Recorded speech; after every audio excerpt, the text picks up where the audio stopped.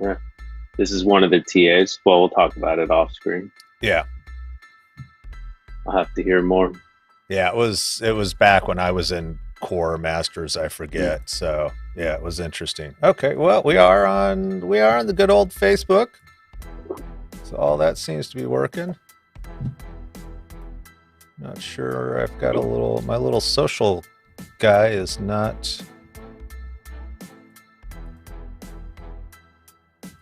Let's see if I'm glad Facebook's working. I know they can get tricky when they change stuff around all the time. Yeah, well, my social program where I can actually have people leave a comment and it pulls it into the system, it's not finding the current post. It's finding last week's, but I don't want to bring comments in from last week. Yeah, that's interesting. And this is the first time that this has happened to me, so I'm not sure what's going on. Let's try and log into the Facebook, see if maybe it just needs to reconnect. Would it do We'll see what happens. We'll see what happens. I'm going to share this Facebook post if I can find it. Why can't I see our timeline here? So this is an event. Maybe that's why it's not a post, it's an event. Does that change things about why the live video doesn't show up? I have to create an event because I'm scheduling it at 10:15. So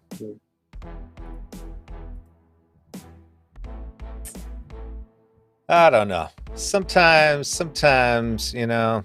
people change stuff and we don't always know that they've changed stuff. I think that's the story of Facebook. The story, yeah, it's the story of life, man. It's the story of life. But hey, you can in California can officially go into a restaurant without a mask now. Congratulations. Is that today?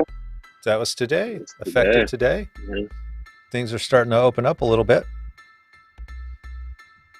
It is a brave new world. We'll see how it goes. Yeah. So that's what a lot of other states have been doing for months. So.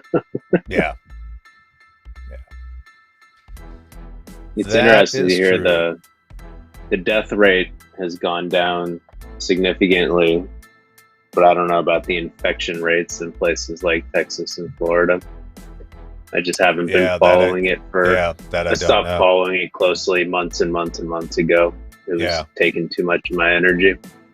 Yes. And sometimes tracking that stuff just doesn't make you feel good.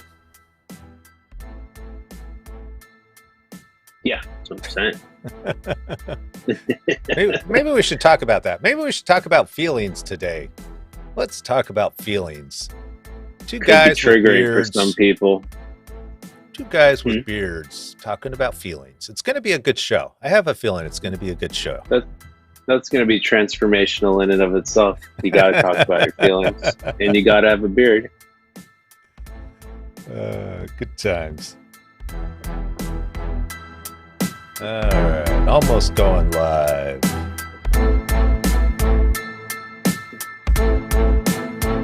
Almost. We are almost there. Almost oh my God. Let's see here.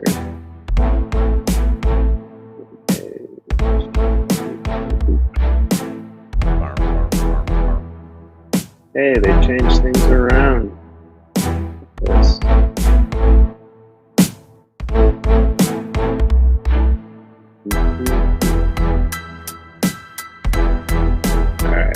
Time to focus on. Here we go. Let's fade this out. We'll fade the music out. Welcome everybody. Welcome to the show.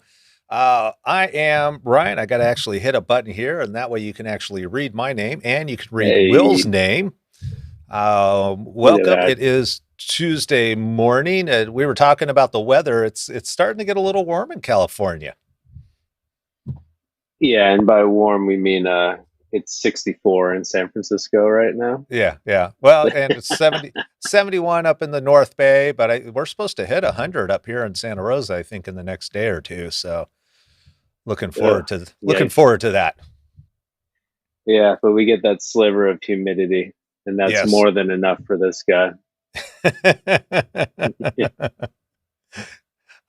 Today's show, we want to talk about the fact that do you always have to be happy or feel good, essentially? Yeah, I guess we'll just give people a preview. It's like probably not. I don't know if you have to do anything really, but that's a Right. different question. But are Totally, you totally. always supposed to feel good? Well, if you want to resist the pulse of life, then I would guess so. But other than that, we're going to have to talk about how important it is to feel your feelings and Right. go with the slings and arrows of life today. Yeah, and the fact that those feelings are there for a reason, right? It's interesting how a lot of times people aren't sure, am I supposed to feel this way? Or um, not necessarily why. And I think a lot of times there is that why do I feel this way? But more importantly, it's when people go, is it okay or should I? And it's always curious. It's, that the whole according to whom question pops into my mind at that point. It's like, well, if you're feeling something, it's there for a reason, right? Yeah, It's absolutely. so Even if you don't know what that reason is ever, but ever, right? So ever. I ultimately, mean, it's sometimes weird things come out of, unexpected places. we're still talking about feelings, or Yeah, I mean, okay. unexpected feelings can emerge from, unexpected places, maybe Yes. our mammalian parts of our brain and whatnot. Right. Mm. Yeah, definitely.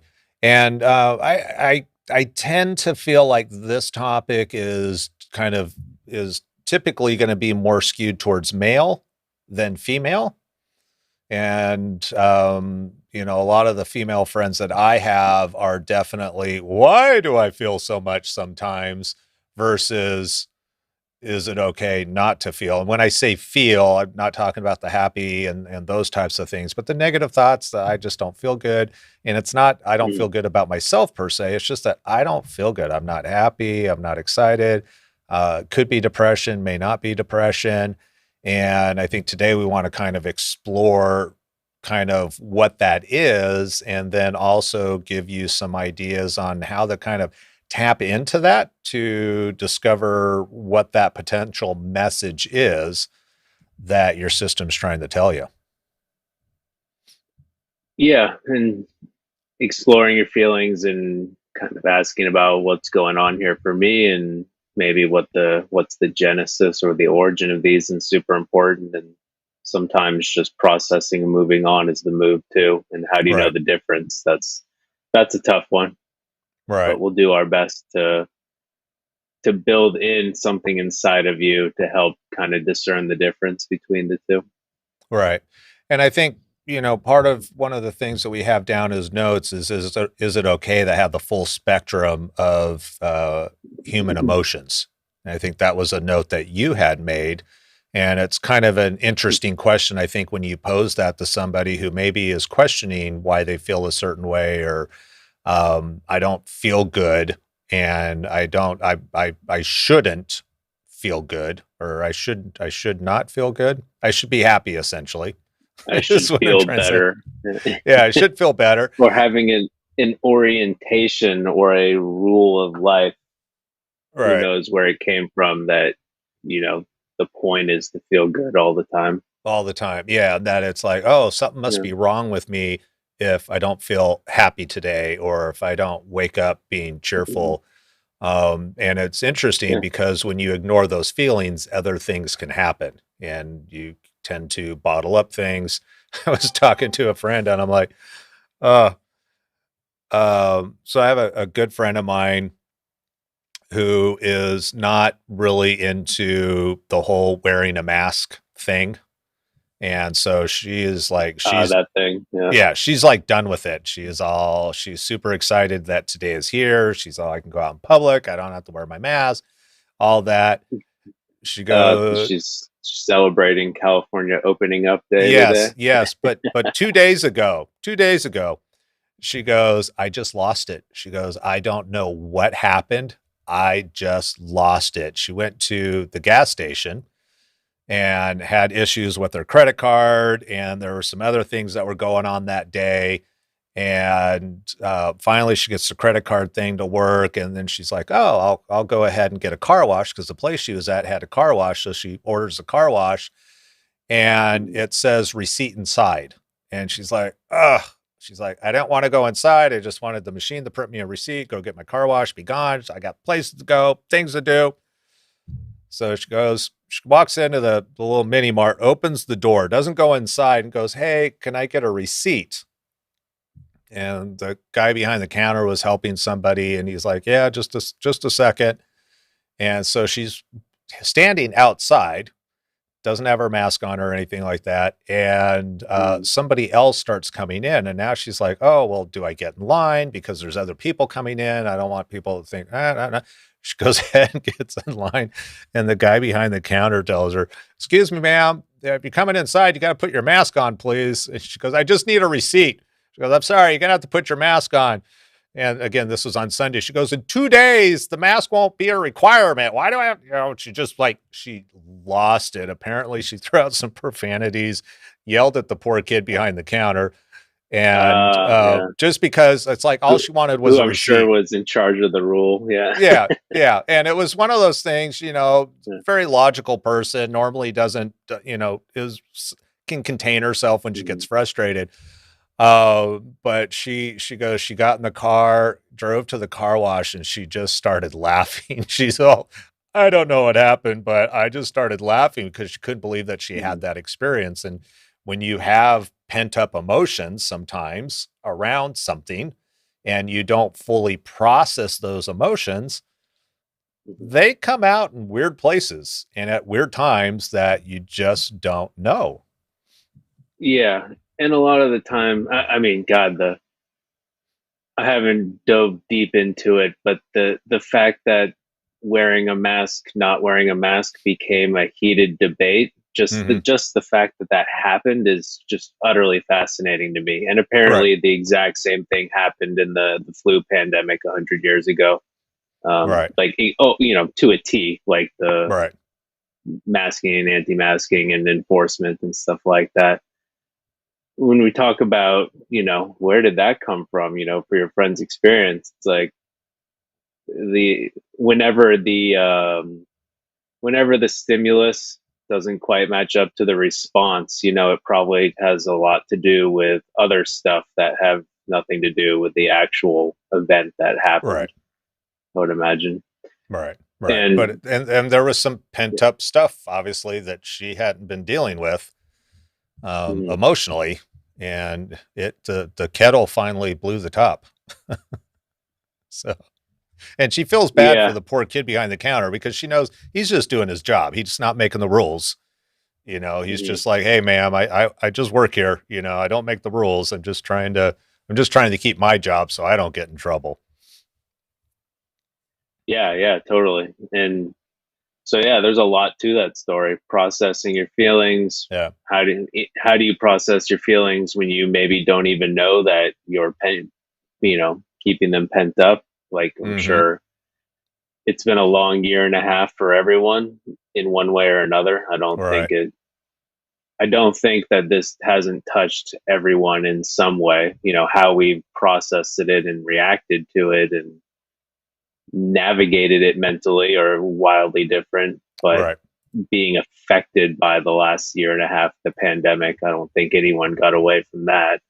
So Yeah. I'm sure there's residual stuff going on there.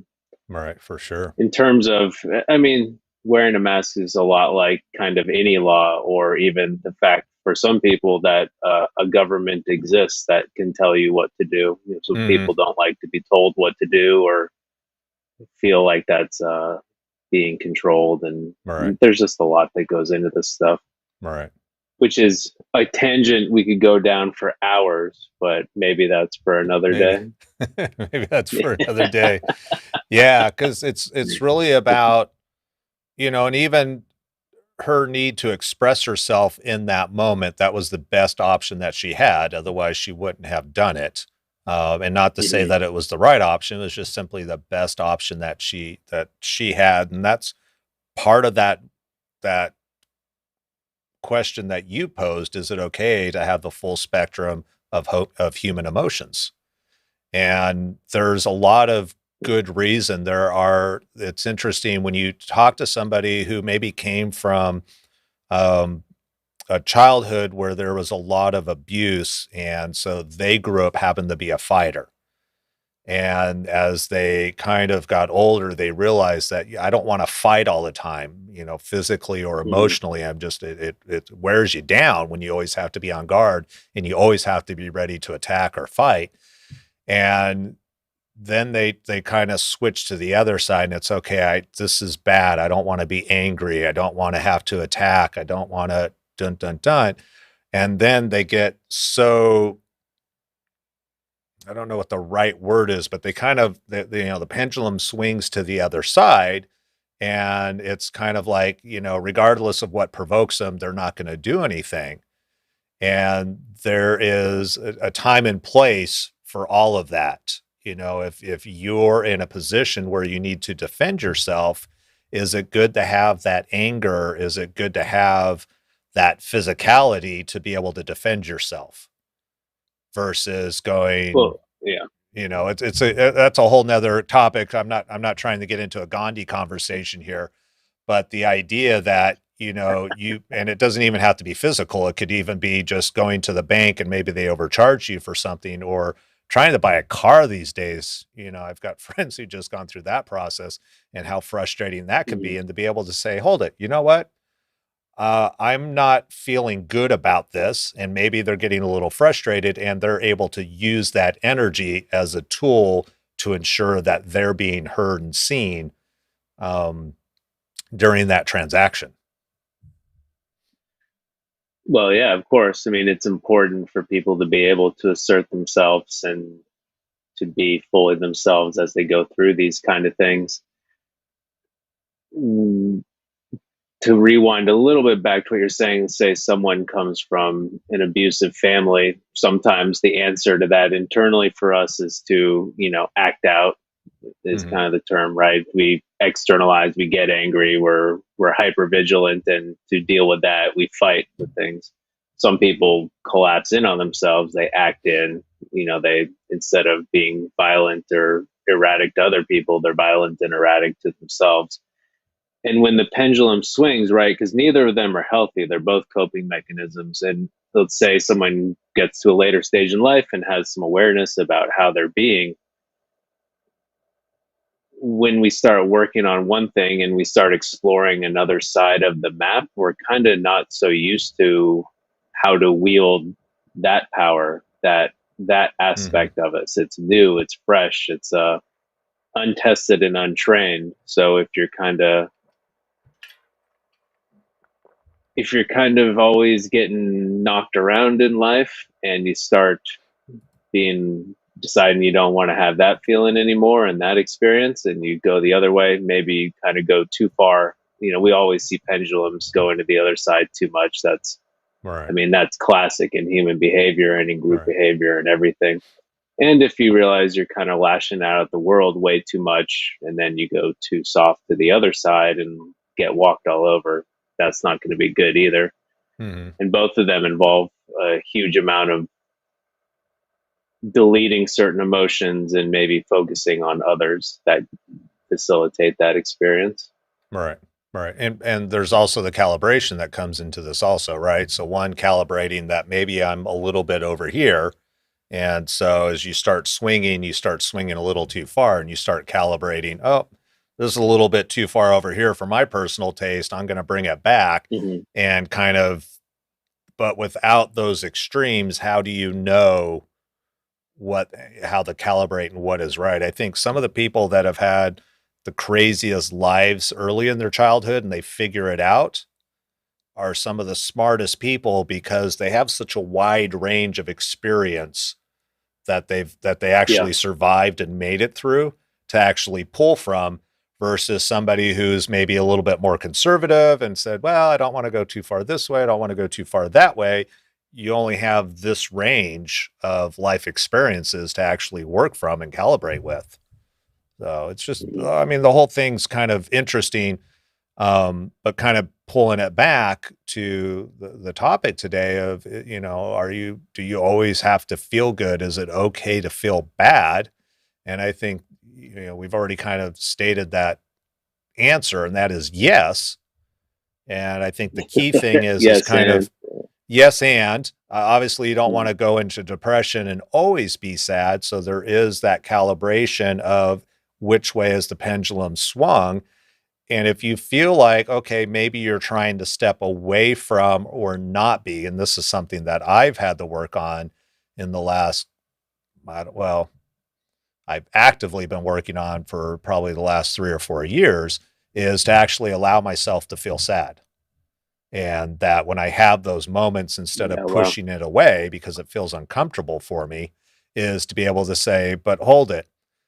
That is part of my experience. And that experience means something. It has value. While it may not feel good to me emotionally, it has value. And so now I'm trying to go, okay, well, what can I learn from it? And what is it there to show me or enlighten me on? And so just allowing myself to not feel good when I don't feel good because something bad happened, instead of just, oh, okay, I'll be fine, push it away. Actually, it's push it down. It'd be so good if we could just like push it away and like poof, it this. was gone. Yeah, it's always doing this, and it's like, after 40 years of doing this, you end up with a lot of shit that you're really having to hold down. And then one day, you go to a gas station and you have to get a receipt, and the top blows off Yeah. and all the shit comes out. Oh man, that's a great point. And the comedian Bill Burr has a couple really great jokes about that, or about how men are, socialized and taught to just push their emotions Right. down and just drop dead of a heart attack at 50, as a result. And it's much funnier than how I just told it, because that's All pretty right. grim, and like, man, Yeah. it's really true too. Like Yeah. And it's Bill Burr's kind of direly over the true. I top. think it's that important. He what? I said Bill Burr's kind of over the top too. He kind of he Oh doesn't yeah, exactly yeah, yell into the mic, but when he gets into his stories, he really gets into his stories. So yeah. Highly expressed in a certain context. Yeah. yes, But as you're talking about, I mean, our emotions are our compass for life. They're our yeah, navigation tool for life. As you were talking about in your story, which is, I mean, oh, congratulations on that learning. That's a huge deal. Some people go through many lifetimes and never pick that up. So we'll just celebrate you for a second on that, because that's awesome. And if we can take those emotions as feedback, as you're talking about, what's this teaching me, what is this indication coming up for, what's the reason for that, that can be really, really useful all a right, lot of the time. And in yeah, your story with your friend, this woman, she had an experience and then she had emotions about it afterwards, where she's like, well, maybe, we had bad feelings as a result of what we did, to probably prevent us from doing it again, hmm, right? yeah, yeah. And Yeah. what's interesting is when I first started talking to people about the fact that the feeling, like this, for me, it's a sadness that comes on, Hmm. and it's like it just feels bad, and it's like, I don't want to do that. And I always tell people, I go, it's not that I was raised in a household where men had to be men and you're not allowed to feel sad or those types of things. It just felt Hmm. really bad, like death. It's almost, if to me, it was kind of like if I let these sad feelings in and kind of sat with them, that for me, I just equated it to death, not physically dying, but it was just, that's how bad it felt. So it was kind of like, why would I want to feel that if it feels like it feels like death? It just didn't sound like fun. And Hmm. it's not a masculine thing. It's not like, oh, I'm too strong to cry. It just literally felt so bad to do it. It felt more natural to try and push it down and push it away to the best of my ability than to actually deal with it. And what I find interesting now I just find it funny because certain things will pop up and I'll just start crying about something. And I have more insights as to why. where it's coming from, because I've actually been able to allow myself, when I'm in those moments and I feel comfortable, because I'm not going to do it while I'm out in public. But when I'm by myself and I have that experience, it's like, okay, I feel comfortable. I'm going to allow myself to just sit into this, and whatever that pain is, it's for me, it's kind of like I've got all this pent up pain that Okay. just needs to express itself. And why not just let it out of the system versus holding on to it and keeping it in, and, being a Bill Burr and dying at 50 of a heart attack? It sounds like there's probably a better option here, and it doesn't make me less of a man because of that. Hmm. And Yeah, absolutely it not, doesn't man. and it doesn't feel as bad now. Now I kind of laugh a lot of times when this stuff comes on, because it'll just out of the blue, I'll see something that just triggers it, and it's like, okay, this is Yeah. just silly why I feel this way. This is my own internalization. It's like, why? Um, Hmm. and then just allowing myself to kind of feel into it, allow myself to have that, has also taught my system that I'm not going to die. And so it's Yeah. not Yeah. as scary, if you will. I don't know what the right word is, because the death part kind of scary. It's not as scary now It, when I do that. it's So more normalized in your yeah, system and less resisted. I mean, correct. that's the transformational effect of feeling your feelings, is the fact Right. that we don't resist them anymore. Because when we Yeah. resist something, like we talked about in our last podcast, you keep it alive. You're literally Right. have to keep it alive to resist it, as opposed to letting it come through you and do its thing and leave. Right. And as you said, with our with the critter part of our brains, anything it can breathe through, eventually it'll learn it's safe. So if you can just Right. be with your emotions, so these big feelings, this sadness that you have, which I appreciate you sharing. I don't. That's like sounds like a hell of an experience just to be having coming up. Does it Oh come yeah. up like spontaneously, or are you just watching Braveheart like every day? Oh And no, you know, no, it's just I have a specific trigger. So yeah. I know what the trigger is now. It's one of those Hmm. childhood events types of things. So when Yeah. that gets triggered, then that's where it's like, okay, yep, that totally Yeah. makes sense. I know why it came up. Okay. I don't need to be the guy though holding the rock up anymore. What we showed the Hmm. picture, and it's like, we're going to step aside. There's still some resistance there, but definitely not the same amount Hmm. that there was. But it's interesting how something that can be scary, or, there's a little fear behind it, that is easy to push away, especially from a Western society, right? As a guy, it's like, oh, it's okay if I don't cry, no big deal. It's part of being a guy. Yeah. What type of limitations is that creating for you in understanding yourself, understanding other people, and just being able to relax, because you're not having to hold that rock back, that, the resistance that we talked about in the last episode, and just let that damn thing roll down the hill, and Yeah. move on to other things. Yeah, 100%. And that reminds me of something I heard. I've never experienced this, and I don't know how often it happens, but it reminds me of something I hear. It doesn't not happen, with some kind of frequency. A lot of people who maybe think they'll go to like silent meditation retreats, like deep, deep, deep immersive, like no talking, or I will meditate. I My life is busy and I don't do this, but I'm going to go handle this stuff now in a tight little box called 3 days or 7 days of not talking and only meditating. All right. And the things, if you have all this stuff that's been resisted or firewalled against, all these emotions and maybe some trauma and things you're not aware of, like, of course, you're not aware of this, but man, when you go that silent and that still, sometimes that stuff comes rushing back. Like Yeah. when we're not distracted and we're confronted with dealing with it. And that can be traumatic in and of itself. And, these are rare cases. I don't want to be like, don't go to a silent meditation retreat because horrible things will happen. That's not what I'm saying. but it's the extreme example of what we're Right. talking about. If you don't have to deal with this stuff, it frees up energy. You have Yeah. more natural energy just to live your life. More life force is less tied Hmm. up in things that are really important and kind of pointless all at the same time. A lot of the time, it's like this weird duality Right. because our systems are trying to repress feelings of dying in the past, which is impossible if you are breathing currently. So in Right. that case, it's really silly. And then it's also incredibly important and profound because it is our experience too, and Right. we have to respect all of it to really own all of it Hmm.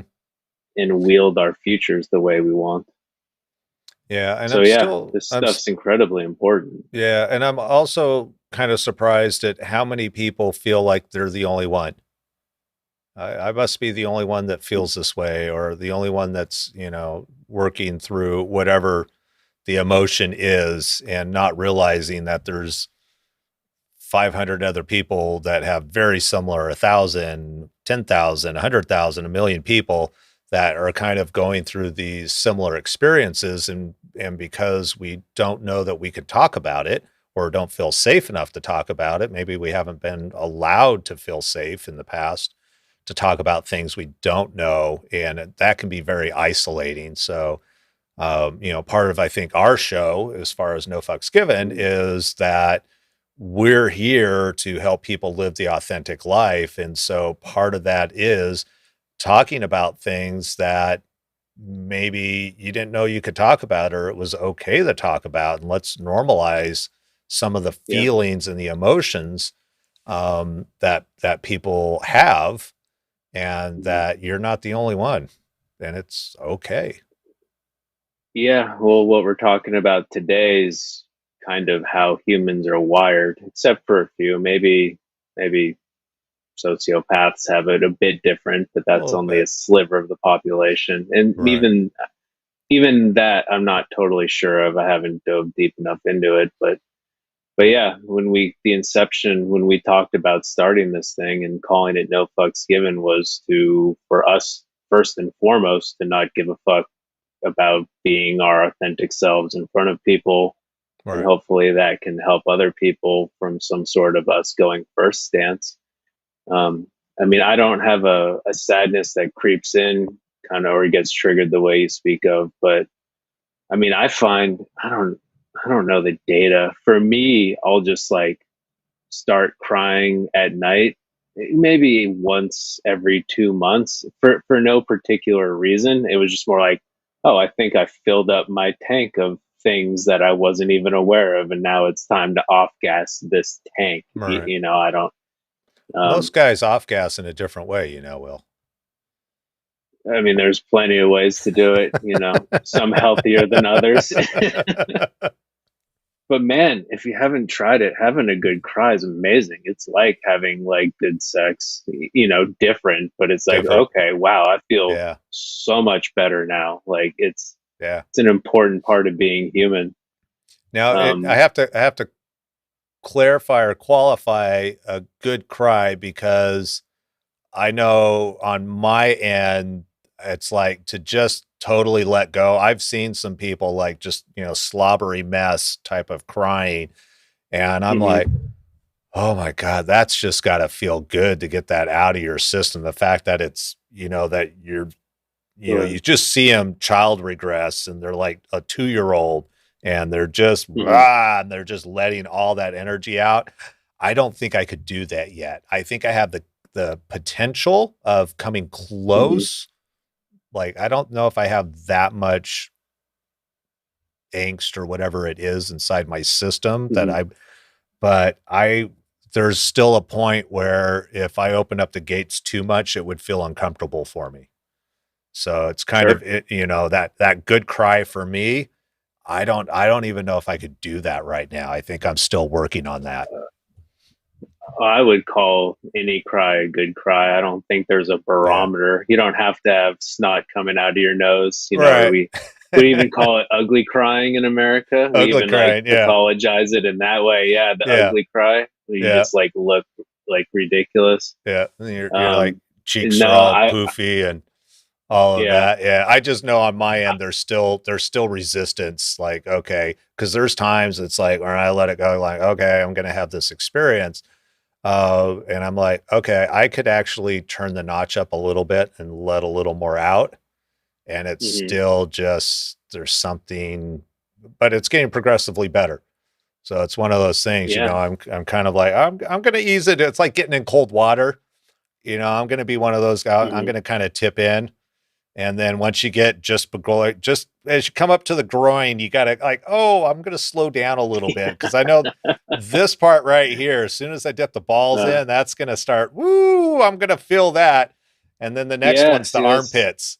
You always you get in the cold water, you can't let the armpits in, and then you finally and you're like, ah. So yeah. I mean, different approaches for different people. That's why yeah, I just dive in because taking it slow is torture.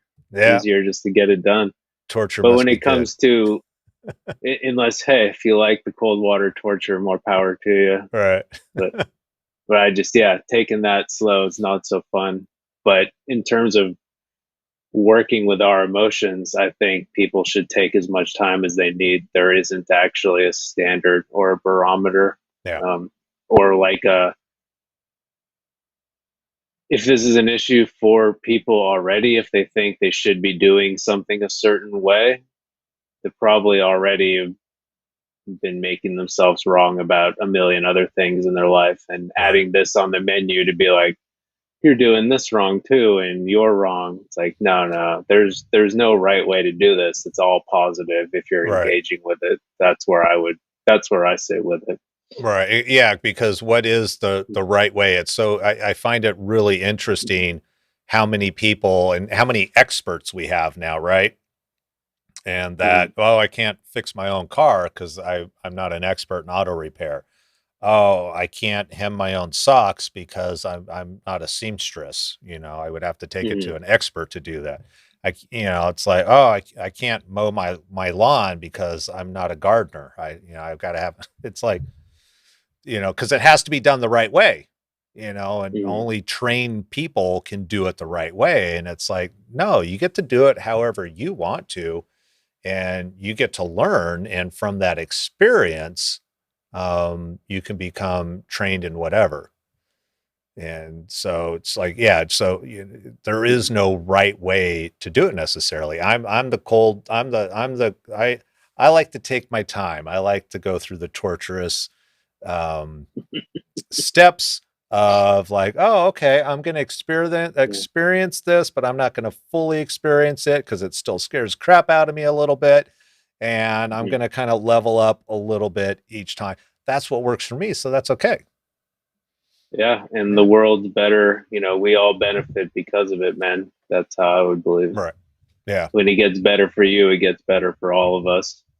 And in terms of how people process their emotions and their trauma and work with their beliefs, there is no finite timeline. Right. Yeah. It's good to have a coach or a therapist who knows when to tell you to calm down and like, well, this is okay. And sometimes some people know how to artfully give you a push too, but Right. you know, Yeah. I always kind of there is equated no it to, there is no gold standard. yeah, yes. And I've always kind of equated it to like a one of those numerical uh, locks, where you got to know the combination. And it's like everybody's combination's a little bit Twist, yeah. different. Yeah. So everybody's Hmm. combination's a little bit different. And just you getting to know your own combination Hmm. is you got to sit with it sometimes. You got to play with that means sitting in those feelings. And it may be that you may do wonderful not feeling good. And it's when you start feeling happier that things start going you start feeling a little funky and you start feeling a little uncomfortable, and you're like, oh, this is not good. I feel too good, which is not a Yeah. good thing. So it's not always that you have to feel bad and be uncomfortable. You can feel too good and be uncomfortable also. Yeah, There's I there's have a that in my life. I've noticed a pattern in my life where if really good stuff happens, I can pretty much, I don't actually quite know why. But if really good things happen to me, I can expect to deal with a little bout of depression coming on Hmm. sometime in the next week or month after it happening. Um, Not 100%, but enough to the point where I actually have an awareness of it. I'm like, okay, if this happens, it's just kind of how I seem to do things, and Right. be ready for that and don't freak out, basically. All right. Is it the possibly what is it? Beliefs create reality, and reality creates beliefs. So that kind of that vicious cycle Yeah. where the Or systems. Yeah. experience and beliefs. Yeah. Yeah. So we have these positive experiences and we create these beliefs. And I mean, that's an important point. If we chunk up with talk about emotions, I think we'd be remiss not to bring up how our identity and the way our beliefs operate, basically, like our beliefs about life and about ourselves and about other people, are the marching orders for our emotions to a very large degree, other Hmm. than like the reactive emotions we have to experiences. All right. And when you say marching orders, is it you're trying? Is it that because I believe this to be true, I will find a way for it to be true? Those are my marching orders. Yeah, Okay. exactly. Or let's say we have this, and this is, a real, this is a bummer belief if you got it, but if you kind of believe that the world's a pretty dangerous place and most people are pretty dangerous, you're going to regard interacting with other people with a level of threat assessment. So they might say Right. something completely innocuous that you might perceive as a threat, as opposed to someone else having an entirely different experience, an entirely different emotional palette about the exact same thing.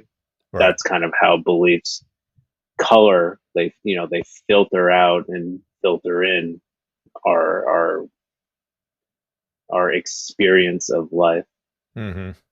Yeah, and what's crazy about it is a lot of times a lot of those beliefs are invisible, so you're not even aware that Mm. that's the way you're colorizing the world or people around you. Yeah, So, most the deepest ones are usually entirely invisible. right. Which is Yeah. why it's nice to get some outside help because they're going to see the world not through those filters, and they can kind of shine the light back on you and go, "Really? Is this really the way the world is?"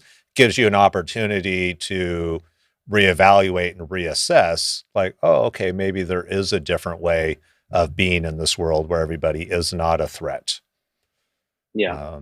So yeah, Yeah, it interesting. gets, I mean, this stuff gets real tricky, man. What Yeah. can I say? That's why I like to get on the mountaintop and tell everyone to get outside help, because being used tricky, even if you think it's not, and Right. doing it with someone else who's competent and qualified can save you years, if not lifetimes, of struggle Mhm. needlessly. Right. Right. And I don't Yeah. know how you could put a price on that, honestly. Right. Yeah. I wonder That's what why, I was going to say. I wonder what major sports teams, players, if it's like football team versus a golfer, what the quality of play would be if they didn't have coaches. It would be if yeah. all of a sudden we woke up one day and all the teams said, "Oh, we don't need coaches. We're just going to let the guys go out and play."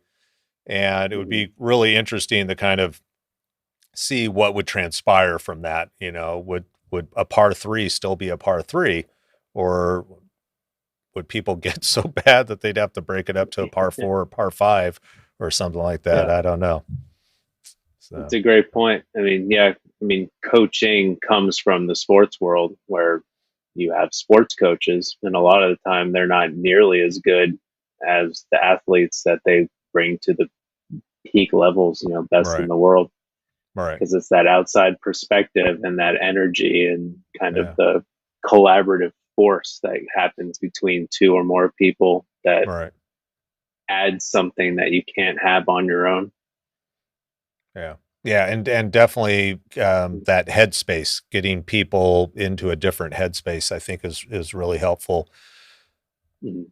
So part of that headspace then is kind of calibration, right? It's we kind of touched on it a little bit earlier, as far as calibration, and I don't know if people always think of that as a tool that you can actually calibrate. Oh, okay, yeah, it's today. I feel a little. I'm just, it's a 1 year anniversary of so and so passing or a pet passing. I feel a little sad. They can calibrate that and go, yeah, I'm going to have this moment and mourn for something that I truly loved.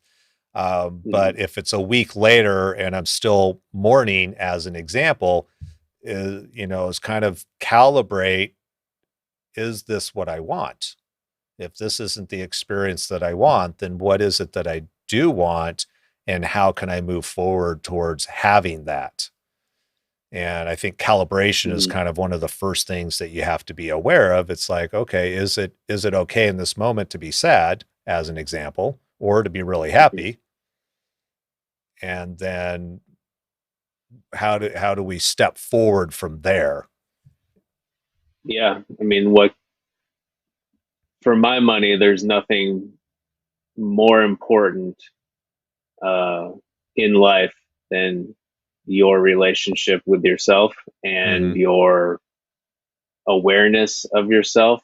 And man, those are huge chunk things. And, I'm still far from mastery of it, and I think Right. maybe part of it is working on a relationship with ourselves, a lifelong thing, in the same way that having a healthy marriage is, you're working at it in one way or another for the entire time Right. that you're alive or that it's happening. So having that awareness of yourself and having the awareness to know that you can choose differently in Hmm. time, right? Maybe you have to process some emotions or be with some feelings, but ultimately the senior consciousness, what would you like about how you're being today? And Right. emotions are highly, highly addictive. I think, I forget who said it, but it's like emotions are the most addictive things on the planet, Hmm. right? I mean, they have a chemical reaction to it. Right. Basically, when you do a drug, it's just a command to your brain to release certain chemicals inside your brain that Right. create these emotional cocktails.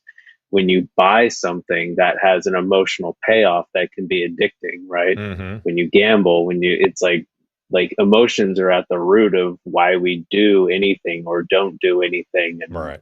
and how, like I said, they're the compass of life. So having some awareness and then ultimately some acuity to know that you can choose about your experience or have revise it in the way you want. I don't think there's anything. I don't know why they don't teach it in school. There's nothing more important. That's how I'll put it. Although I Yeah. hear they're starting to a little bit. I think, Oh, really? they're starting to have some mindful practices in, preschools, and, it's creeping in. It's All right, creeping in. good, good, because we need it. And I think on the Mhm. the flip side then is the people that are like, oh yeah, I can't be sad. Yeah, my best dog that I've ever had, just passed away yesterday, and I'm just, I'm fine. We're going to keep on moving forward, and realizing that there is the, what is it, the 5, 6, 7 steps of grief or mourning. Yeah. I forget what exactly the steps are, but it's kind of like Mhm. allowing yourself the space to actually feel into the experience that you're having so that your body can naturally process in a way that it needs to process. Yeah. And you don't need to do a shortcut, and you don't need to just ignore it and keep on moving on because it hurts. And I totally get it that it hurts. But being able to actually go through the steps is so important for your body, because then it gets to complete its own cycle as far as dealing with those emotions also. Completely. And denial is one of the stages of grief. So Yeah. maybe they're stuck in there. Hopefully, they Right. just don't stay there forever, which plenty of people do, unfortunately. Right. Yeah. So let's talk about, we talked about calibration, we talked Mhm. about kind of allowing yourself deal with things that are normal. And I would say for those people that feel like maybe it's not quite normal, or it feels like a heavy depression, is to reach out and get help. I mean, there's so many different places that are available. And it's great that we live in an environment now where you can reach out to people. You can get on Google, and if you're feeling depressed in a certain way, there are people that are specifically trained for different types of, clinical depression, if you will, where you want to get Yeah. somebody who specializes in that can help you in that area. But if you feel like I'm just not happy or excited, and I don't know what to do, I think a lot of times, and we talked about this briefly, is that people don't know what they truly want then. Because if you ask them what would they like, a lot of times they don't know what that answer is. They know what they don't want. I don't want to feel sad anymore. Hmm. And I Yeah, think with and knowing what you don't want's a good starting place for yeah, sure. right. But if you want to move Uh, towards something else and get away yeah. from the sadness, Hmm. it's kind of like it's the old GPS thing, right? If you know where you're at, okay, and you don't want to be here anymore, where would you like to go? If you don't tell the Hmm. GPS where you want to go, the mind or the GPS has no way of being able to move in that direction. So I think a lot of times just the next best step is really being clear on what is it that you do want. And even if you're not super clear, have like, oh, okay, well, I kind of think I'd like to do that. Okay, well, what's something you could do to move towards whatever even Hmm. that something is? Yeah, absolutely. I mean, for some people, when depression gets really bad, it impairs your ability to do that. I can Right. speak from firsthand experience about that. That's why it's so tricky, like really tricky. Because depression essentially is just unconsciously, mostly a lot of people are like, I don't know why. There's situational depression, right? You and the love of your life break up. That Mm-hmm. there's a situational depression that goes with that, and then there's like clinical depression that doesn't go away with time Right. naturally, and they're pretty different. Or they can feel the same, where you just have this 2 point loop unconsciously, where you have negative pictures and negative sounds going on in your unconscious mind, and they create negative feelings, and then that just loops back into it, and this negative experience just builds on itself and becomes a self-fulfilling thing. Yeah. But the key to life, I mean, as you point out, is knowing what you want. And if all you can muster is knowing what you don't want, that's great. And you Yeah. can kind of work from there too. Mm-hmm. But knowing where you're going is orienting, right? If Right. you're if if you get in the Uber and just say, "All right, cool," and they're like, "Well, where do you want to go?" You're like, "Well, you don't have an answer to that, right?" That's kind of the not the point of how Ubers and taxis work. So All there right. is that as well. All right. Yeah. And if you have an idea that you want to get to LA, but you're not sure how to get there, and they take you through Texas, sometimes, it'll take you a while to get there. But again, it's actually moving in the right direction is helpful. And if you have to take a side trip through Texas, then so be it. Um, but yeah, If getting down there is the most important thing, then yeah, by yeah, any means necessary, I guess. right. Or you hire a more qualified driver who doesn't take you through Texas. Always a good Yeah. idea. That could be that you could use that with psychiatrists and other mental health workers, Make sure you hire the right one so they don't take you through Texas first and they just get you on the just I'm going to take the I-5 straight to LA, please. Just get Yeah. me there as Yeah, quickly it's as important. possible. Yeah. It's I mean, today's topic's tricky, man, because it's just full of dualities when I think into Yeah. it and feel into it. It's like it is so important to honor your feelings and be with them, like really important. And Mhm. then it's almost like the opposite side of the coin is so important too, where not every feeling is true and real. You having it is true and real, but Right. like why you think you have it, it is not why you're having it. And Right. knowing the difference is a big, what's a trauma response and what's true intuition and true Right. use of your internal compass to Right. navigate life. It's tricky, man. That's a Yeah, it that's a is. big, big question. Yeah, and I think that's where calibration comes into play because if Hmm. you think it's one way and you try it and it that doesn't work out, then it's like, okay, now I've been able to calibrate that that wasn't the right solution. So let me Hmm. try this and I can calibrate, go, no, that wasn't quite the right solution also. And then, and that's just life in general, right? We're constantly calibrating and readjusting what we want. And as we get older, what we want Hmm. shifts and changes also based on Hmm. all the stuff that we've been dealing on and where we're at in life and all kinds of crazy stuff. But yeah, it is a really big chunk. And I think the key thing that we wanted to get across in today's show is that it's okay to feel. And it's okay to be embarrassed that you feel also, because that is a feeling all of its own. And so then it's Yeah. just a matter of kind of stepping into that and maybe feel embarrassed as an example. Like I know if I broke down and started crying in public, I would be embarrassed. That's just, unless I got Yeah. hit in the face with a baseball and it hurt really bad, then it would be like, okay. But if I'm And even just, then, you see people like, oh "I'm yeah. okay. I'm Well, okay." You know. I remember as a kid, I, wrecked my, riding my BMX bike, jumping logs and jumping the curbs and stuff. Always fell every now and then. I was relatively good, but you'd always get up and look around. Okay, good. Nobody saw me.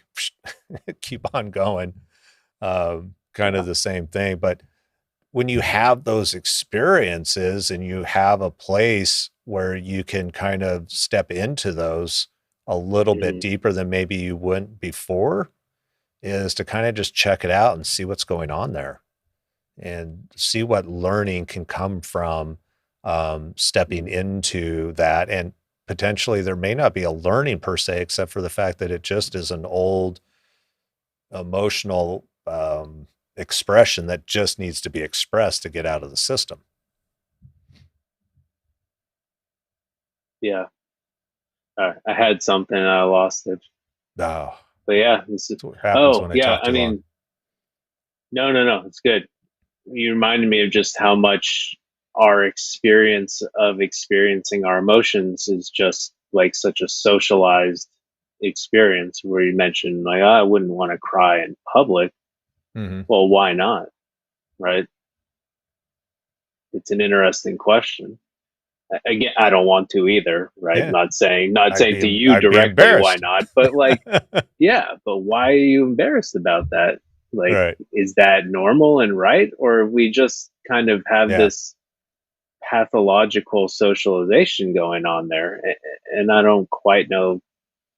A lot of us grew up where you get sad and your parent tells you, "Oh, don't cry," because they want you to Right. feel better, but then you Right. learn that crying's bad or having extreme emotions is bad, mainly because it brings up those emotions in other people and they don't want to feel it. So they tell you not to feel it, or they tell Right. you that you're being inappropriate and you have to go somewhere else.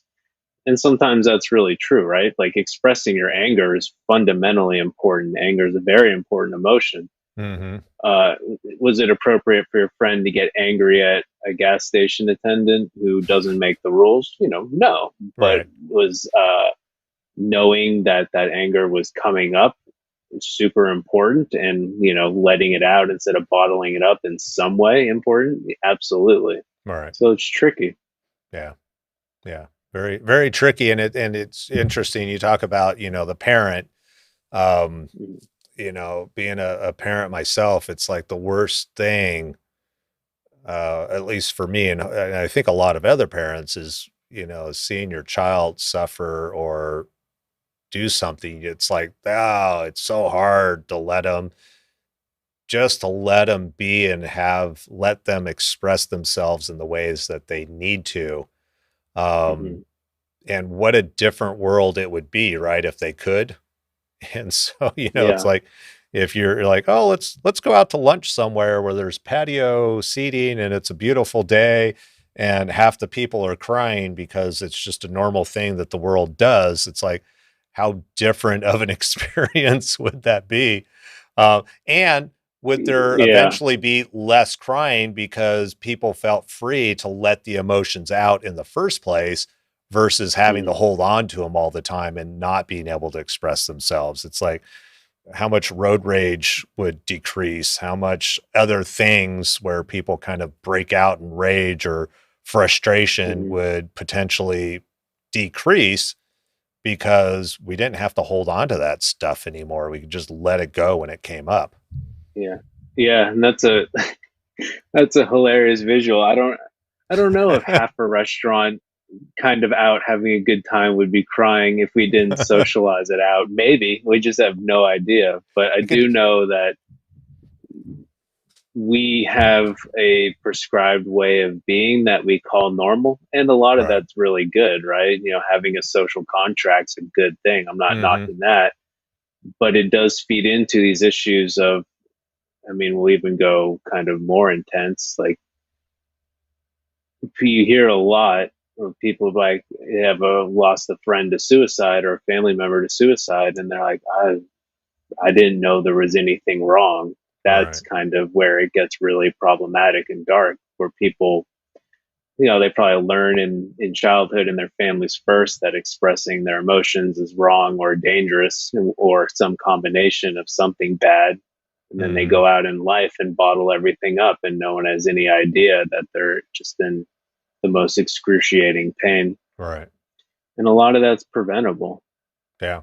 And just This is why it's so important. yeah, and Like, just the being able to destigmatization of this stuff is so yeah. important. Yeah, because a lot of times just being able to talk when you don't feel good about something, Hmm. it's very cathartic and it's helpful, and it's nice to have someone that you can kind of bend their ear about. And I think one of the key things is that the other person's not trying to fix anything, right? So sometimes just being heard is Hmm. such a powerful tool, and part of that being heard maybe because people do want, oh, I don't want to see you sad. Sometimes they try and fix things, is just letting them know, I don't need to be fixed. I just need to express at this point. And if you're okay with me just expressing myself, that would be really beneficial so that I could be Yeah. seen and heard. Is such a powerful thing. And that as a friend, as a loved one, as a family member, um, while you may feel compelled to try and help or fix the situation, a lot of times that's not what's needed. It's not what's Hmm. needed by the other person. It's, yeah, it's not what's needed. It's a great way to put it. It's not appropriate a lot of the time till you get Yeah. through some stuff. And, you know, I don't really have a generalization or a percentage, but I spend a ton of time with clients not working on the statement, what would they like? Because there's just so much that needs to be processed and worked through Right. before Beforehand. clarity and, you know, inner conflict and stuff can come through to be like, all right, now that we kind of got through all of this, you have a sense about what you like, you know, instead Right. of this experience. And calibrating when that's an appropriate question uh, is a real art form sometimes. Hmm. Sometimes people show up and they're super proactive and it's like this, and this, let's go. And Right. sometimes they show up like, I don't know what I want. I want to know what I want. Like, all Right. right, well, that's where we start. Yeah. Yeah. What's going on? It's an interesting world we live in within our brain. That is for sure. And it's so unique to Well, each I will individual say, experience. you and I have spent years and years in trainings and around people and around, you know, community where people are oriented to answering that question, what would you like? Hmm. And the over and when you get out in the world, that's a really confronting, like, crazy question to like a Yeah. lot of people, and understandably so. Like, the I have a theory that a reason a lot of people don't kind of embody their power and show up in their lives and spend time, spinning narratives about why they're disempowered and why other people are at fault for how shitty their lives are, is because it takes an insane amount of responsibility and like stick to itiveness to own the fact that in a world of infinite choices, you have to make those choices over and over and over and over again. All right. There's a really good book called The Paradox of Choice that talks more about consumerism. It's like back in the day, there was one pair of jeans or two pairs of jeans. You didn't have to think about it. You just did it. And now there's 100 pairs of jeans. And in theory, that's supposed to be a good thing. But overwhelmingly, the data points to people having a worse experience, being more upset, less satisfied, and they always wonder if they made the wrong choice. Right. And there's more tied into it too that I can't remember because it's been a while since I read that book. But life's like that too. Life is the paradox of choice. And do you want to make choices in your life? All right. Be ready to show up for that. Be ready to be a leader in your life. Yeah. And everyone should. But be prepared for what that truly means. Right. And know that you can generalize some of your choices. I don't know how long I've had this shirt, but it's been a long time and it still looks good. There's no holes in it. Look, Ma, no holes. There you go. Okay. Unlike some of my t-shirts and my underwear that got holes in them. But it's now we great. Know your clothing criteria. Yeah. I got like 5 or 6 shirts. It's like bump, bump, bump. I'm not as bad as Zuckerberg. I don't just go grab the same gray sweatsuit or whatever it is that he wears. But it's also very freeing not having to make those choices. So it's to really show up. I could see where you have to make all those choices and be accountable for the decisions that you make. That takes an exorbitant amount of energy. Automating choice is super important, and most of the choices in our lives are automated. That's another way of describing beliefs and our identity about our beliefs is they're automated choices. We learned a certain way, we survived, it worked well enough for us, even if it's painful. Right. It's now an unconscious automated choice, and we just kind of operate with that software until we change it. Yeah. And that's a good thing, overwhelmingly. Except for the few times when it's not, and we focus on those. Right. And you get to choose though, right? How much change you want. So, realizing that's part of that calibration is calibrating. Okay. Do you want to dive in head first, or are you just going to kind of tiptoe in and maybe get up to your ankles and going to hang out here for a little while, calibrate and just let everything integrate, let those changes happen, and then go in a little bit deeper. So I think everybody's got their own right to feel the way that they need to feel in the moment, and that's okay. And then the big question is, now that you feel that way, what would you like? And how long do you want to hold on to that is the other thing, Yeah. And the calibration and self-awareness is important because the kind of classic example that we learned is, this is the duality again. Honoring your feelings is super important. And if you're heading into your 4th abusive marriage because it just feels right, honoring those feelings is not the move. And you have to know the difference. Right. And that's a lot where calibration and self-awareness comes in. Yeah. Because like I said, that those beliefs and identities that get us into like, well, this is the best I deserve is this abusive relationship, for whatever reason, however that gets fixed up could happen in so many ways. It's feelings, safe. The feelings keep it coherent. The feelings make that normal. It just like, this he or she's great. We're doing this. Right. Yep. So all feelings are important, but maybe they're not all accurate. Correct. Yeah. Yeah. Or is it accurate, or they're not serving you in a positive way is the right word, because they all have positive intention. While all feelings have positive intention, there is the context is not always positive. Yeah, it's a tricky way to describe it. Yeah. I would say all our experience and the parts that generate that experience have a positive intention for us. Right. Whether that's completely outdated, is another question. Right. Yeah. And Well, I that's why believe being that. human can be so confusing and so maddening. And so difficult. Yeah, it's one of those days you just wake up, you're feeling good, and the next thing you know, you're yelling at the attendant at the gas station because you had to go inside to get a receipt. So you just never know, folks. Never know.